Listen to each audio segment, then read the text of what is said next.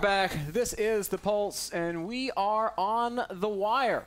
There's been a lot happening around the StarCraft II scene, mostly, well not mostly, but a lot of it has been pertaining to Heart of the Swarm. Blizzard recently released their Heart of the Swarm cinematic. It was awesome. In case you missed it, here it is. And, well, I think we can all say that everybody was blown away by this one. Incredible, incredible. Blizzard said it's one of the best they've ever produced, and I think this shows it, especially with the Vikings at the beginning. Echo 5 to Echo 7. This is Red Leader standing by. Reminds me of Star Wars, man, that really cool feel. Or Independence Day. Or Independence Day. I remember I had to call Ben down like 4 times from his room to come watch it. And then I said, Ben, remember this feeling right now of what it's like to be flaccid. A lot of people were asking what that thing is. You don't remember that? Leviathan, official name of the Zerg unit that has those spore things flying. It's a jellyfish, guys. This is why I don't go into the ocean. No, it's the biological version of the Matrix stuff. You know, those things that the squids? EMP'd? Yeah. Yeah. Look, that Hydra. That Hydra's angry. Got the siege tank trying to beast it up. No! This is the smartest Viking I've ever seen, guys. This is me in the gym, guys. And that's the bench bar. That is Kevin in the gym. See, these siege tanks are so silly. They should be sieged up already. Whoever's controlling these. Well, they don't have upgrades, so they have to wait anymore, so. If you were a Marine and you were ever about to stim, I'd say this is the moment. And don't be afraid to take overdoses, guys. Deplete all the stim. Few seconds to go, you might as well make a blast out of it. Oh, Banelings, no. No stutter step micro either. No! Quick, get the SCVs on it. Really? No! Oh. That's what it's like to play Terran Wings of Liberty right now. And the Marines are like, how could this get any worse? Well, it's about to get a lot worse. As awesome as the Heart of the Swarm cinematic was, I think it was dwarfed by the awesomeness of the announcement that would shortly follow. They have released one of the greatest content patches to date on the Heart of the Swarm beta server with features that we have been begging for since the Wings of Liberty beta. Guys, I cannot believe what we have. Dude, watching replay with friends? Finally, so excited for this. Oh, I have to get our friends now, and we're good.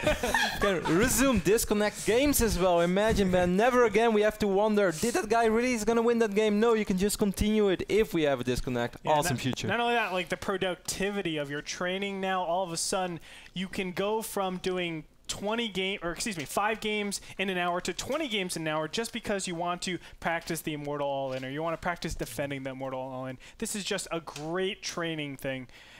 Training tool for all pro gamers. I mean, we've actually done a little bit of that too, like doing some of the replays, resume from replay, and see. Actually, Ben was getting teased by Kev yesterday for his EVP, which I beat Ben in, and he was like, "No, you can do this differently." But actually, I really like the global play as well. Yeah. We don't need like 5, 6 accounts to be able to go on each server to cast or even to play and practice. I think global play is huge. I'm so excited, and you know, I can't wait for the changes.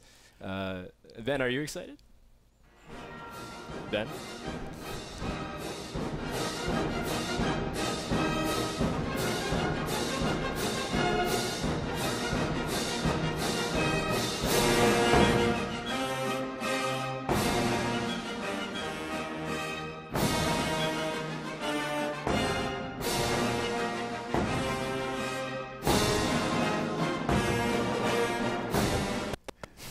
Okay.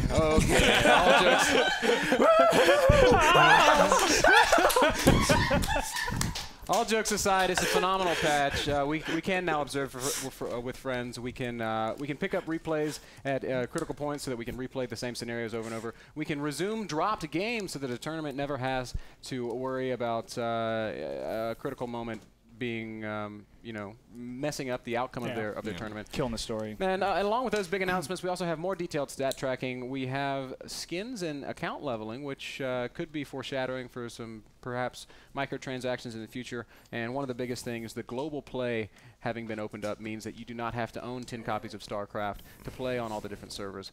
So a phenomenal bit of work going into that most recent patch. Along with the additions we got to the UI and to just the game itself, there have been some balance changes made to the beta recently. The first one that we're going to talk about, and the one that I am most excited about, Burrow has been moved to Hatchery Tech. Tier 1 Burrow has some incredible implications. I think it's going to be phenomenal in Zerg versus Terran. I also think it's pretty good in Zerg versus Protoss, and I think there might be a place for it in ZVZ as well. Really eager to hear what you guys have to say about Burrow Tech being usable at Tier 1. Well, I think it's more of a defensive thing than anything. I know you said a lot of aggressive options, but I feel like in ZVZ, we won't really see Burrow being too offensive. TVZ, I think that's where it's going to be really powerful in that, you know, you've mentioned the burrowed roaches and attacking there and forcing a lot of scans, but I think just burrowed banelings and stopping those potential combat shield timings that exist. You know, 2 banelings can just ruin a whole army. Even 1 baneling can ruin a whole army. And I think that's going to be so valuable. And last but not least, ZVP, I think it standardizes a lot of the openings because all of a sudden you cannot do these gateway all-ins because as soon as you burst through your first set of force fields, you don't have another set, and I just burrow all my units, wait until my reinforcements come, and then thrash your army after that. I completely agree about the ZVP part, Andre. I definitely think that's very important. If Zerg scouts right now that Protoss is going for a 6, 7, 8 or a 7 out of 8 gate push, they can actually just cancel layer attack. They can research Burrow immediately. The moment Burrow is ready, it's going to be close to impossible to kill an extremely high level Zerg with the Burrow micro they have if you have no detection. But I do think that you underestimated the offensive strength of Burrow in ZVT. I've watched a lot of Ben's play, and even though Ben is not nasty, he's getting there. But he does play against some reasonable opponents, and it really looks like an extremely annoying thing to deal with. And above all, I think it's going to give Zerg a lot more options, but I definitely think there is room to mess around with it in an offensive matter as well. I mean, just speaking to ZVT, one of the things that is most annoying, if you take 3 roaches and you burrow them where a command center is supposed to go, it is hard to kill those 3 roaches. You're not going to do it with a couple of Marines. It's going to force a scan. They're going to heal right through it. Yeah. I mean, it's actually possible that burrow regeneration is not just battle Hellions, bro. Now, yeah, one battle Hellion will get the job done. Yeah, I mean, we played a couple of test games. It's been on and off, I think, with our games where we see the effectiveness of both battle Hellions and burrowed roaches in those situations. But I don't know. I think it's still up in the air, and you're rightfully battle Hellions are ridiculous, by the way. Yeah. Just ridiculous. 5 battle Hellions killed 9 roaches, guys. I'm pretty sure that's awesome balance, dude. Yeah, it sounds real balanced. It sounds real balanced. You guys saw Dragon against Hazuops? Oh, yeah. That's so painful. The Hellbat drop one? Yeah. Oh, man, that was I mean, yes, Hazuops was on 4 gas, and it was a 1-base Terran, but still, it was close to ridiculous. I guess they are Hellbats now. They're not I thought the funniest thing about that was, like, killing all that probes, you know, okay, that's one thing. But normally, when you have 2 Hellions there, you think, like, okay, well, at least I'm going to get some shots off. Run away, Stalker. I felt for Hazu. That was painful to watch. Yeah, with the boost, with the HP, it's just like and the heal, they can heal. Good. Like Hellion drop has always been good, but now you can heal your Hellions. Like, come on, guys.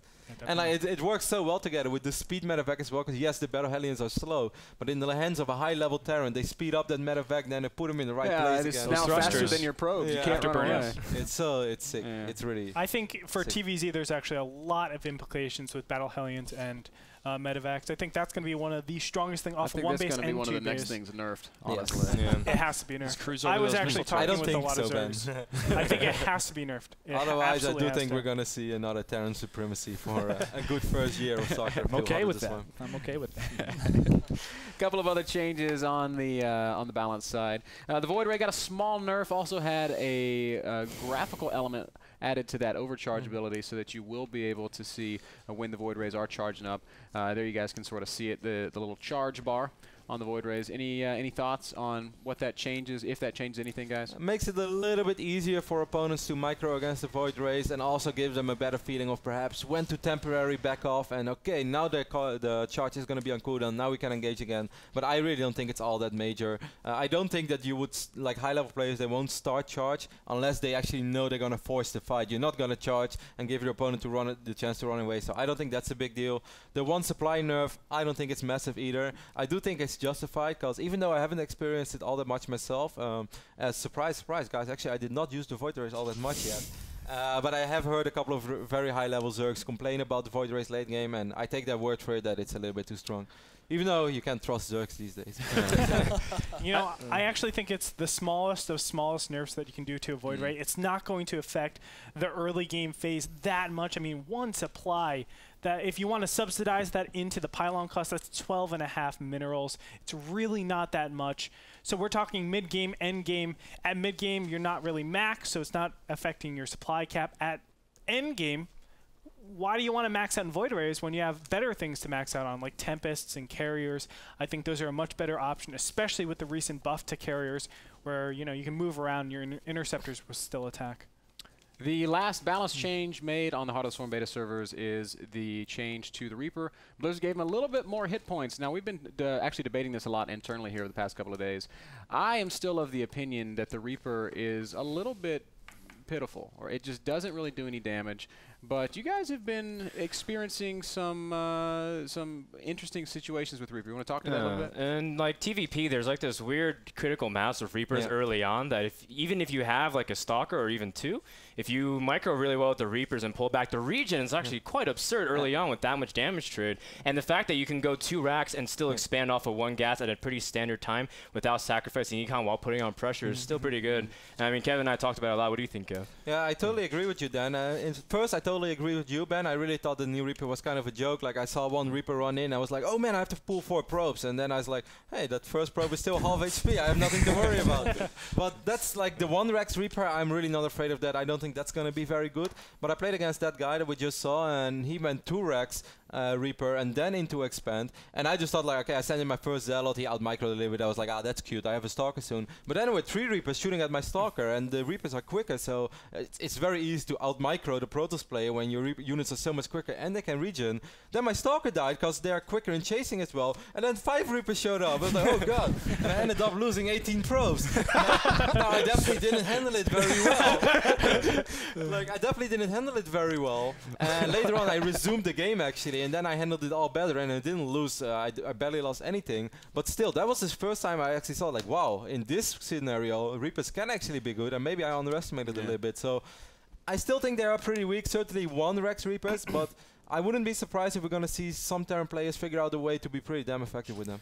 Well, as you were saying, Ben, being less threatening, especially TVT at the beginning when I made 4 Reapers and attacking at the front of his base, he had 4 Marines. Like, I got this, Reapers no problem. And I watched my Reapers die 1 by 1. Yeah. Why are you watching them die when you can micro them? Well, because I was experimenting and see what kind of damage output they had. To be clutch. But even that, they feel less threatening in TVT. Like, oh no, I need to make Marauders now. But at the same time, if you have enough Marines at the top of the cliff, they can handle them. I mean, there was a time in TVT where you could make 3, well, still in Wings of Liberty, you can make 3 Reapers and they just one-shot Marines. Yeah. But with that nerf to their light damage dealing abilities, I guess. Well, it's a whole redesign, so it's a completely new unit, right? The role has changed completely. Exactly. Here's the thing. I think it has to do with maps. In Wings of Liberty, I remember balancing Ohana, and I was saying, no, you have to make a little bit of separation between the main base and the ground, because what ends up happening is there's this one all-in that can't really be scouted in TVT. It's a Reaper Hellion build, and they destroy maybe like a 40% of all FE builds, like 1 racks, fast expansion, you go into whatever. And that was a huge problem because I felt like it was just too gimmicky. So by putting that separation there, the Reaper Hellion build wasn't all too effective. That's why we also have, all of these maps where there's tons of separation. I can't even think of the maps, but Daybreak, Cloud Kingdom, not as much. Maps where you can't just jump from low ground outside in the middle of the map up into the main base. Correct. Is what you're talking about. So you always have to keep in mind, and that's why Metalopolis, maps like that phase out, Kulos Ravine phased out, not specifically because of the Reaper, but it contributed. One of those things that was definitely a factor. So I think as maps move back towards the Metalopolis type style, where it's a mid-game map, or it's a mid-sized map rather. I think that's when we'll really be able to see its power, because right now on maps like Akalon Waste, you're not really going to see them do too much damage if they hard counter it. I'm definitely excited to see more from some of the pro players as they experiment with these Reapers. The speed is interesting, and some of the new builds that are popping up. Maybe the Reaper expand will become the greatest build of all time. You were so ahead of the metagame, man.